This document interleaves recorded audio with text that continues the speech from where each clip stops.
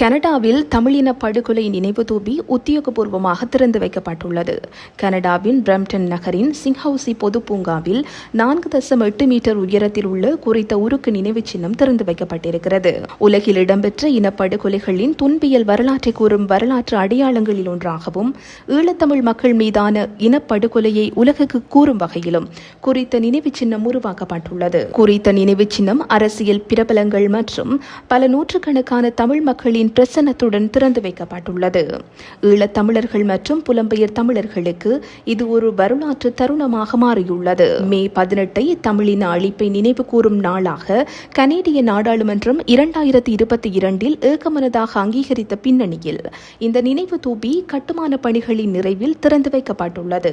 இந்த நினைவு சின்னத்தை சுற்றியுள்ள தூண்கள் யாவும் 1948 இலங்கை சுதந்திரம் பெற்றதிலிருந்து தமிழர்கள் மீது நடத்தப்பட்ட வன்முறைகளுக்கு அடையாளமாக மாறியுள்ளது.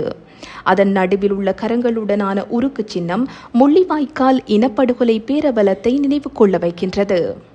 இந்த நினைவு சின்ன நிர்மாணத்தை ஆரம்பம் முதல் எதிர்த்த ஸ்ரீலங்கா அரசாங்கம் கனடாவில் உள்ள தனது உயர்ஸ்தானிகரகம் மூலம் ராஜதந்திர அழுத்தங்கள் மற்றும் மிரட்டல்களை விடுத்ததுடன் இது தமிழின படுகொலை நினைவு சின்னம் என அழைக்கப்படக்கூடாது எனவும் எச்சரித்திருந்தது. இனப்படுகொலை நினைவு சின்னம் என பெயரிடுவதால் இலங்கையின் நல்லிணக்க செயல்முறை சிதையும் என்ற எச்சரிக்கை விடுக்கப்பட்ட போதிலும் தற்போது இந்த நினைவு சின்னம் திறந்து வைக்கப்பட்டுள்ளது.